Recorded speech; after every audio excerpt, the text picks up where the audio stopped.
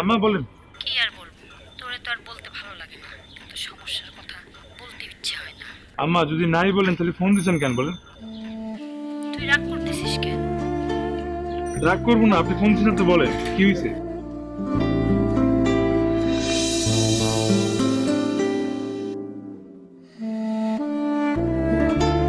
2 দিন পর পর তোর ভাইয়ের এটা লাগবে, তোর বোনের ওটা লাগবে। তোর বাপ তোর তেমন কিছু করে না, এত কিছু কিভাবে ম্যানেজ করবো?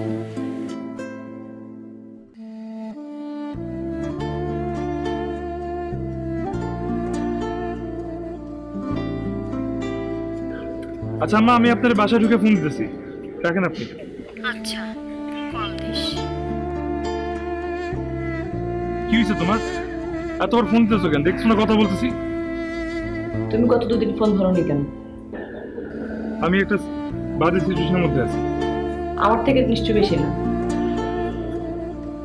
কেন, কি হয়েছে? আমি বললেও তুমি বোঝার চেষ্টা করবে না, সো বলে লাভ নেই। আমি আগামীকাল ঢাকায় আসছি, তুমি বিকালে ফ্রি থেকে আমরা দেখা করবো। আচ্ছা ঠিক আছে।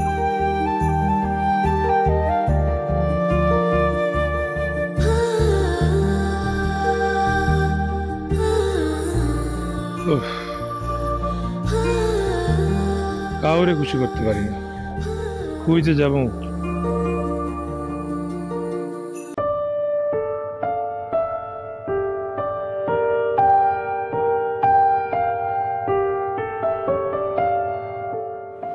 তোমার কি হয়েছে? কই কিছু না তো।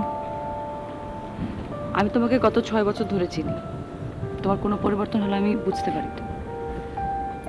তুমি আমাকে কিছু বলতে চাও কিন্তু লুকাচ্ছ।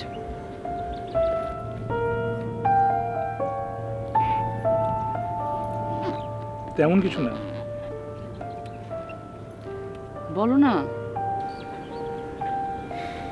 আমি অলরেডি একটা চাকরিতে জয়েন করছি, কিন্তু ওই চাকরিটার কথা বলে আমি খামাখা তোমাকে হতাশ করতে চাই না। কেন? আমি একটা বাড়ির কেয়ারটেকার হিসেবে জয়েন করছি।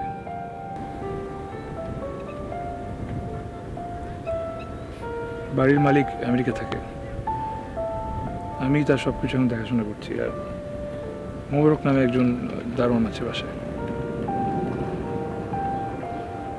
তোমার স্যালারি কত? 12,000, থাকা ফ্রি, খাওয়া নিজের।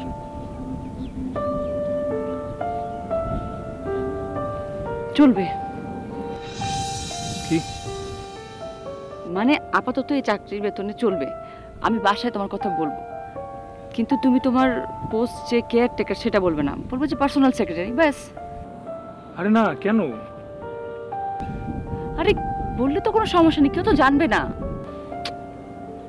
আপনি বোঝার চেষ্টা করো, এখন সময় না, ঠিক এইভাবে না, এখন না, প্লিজ।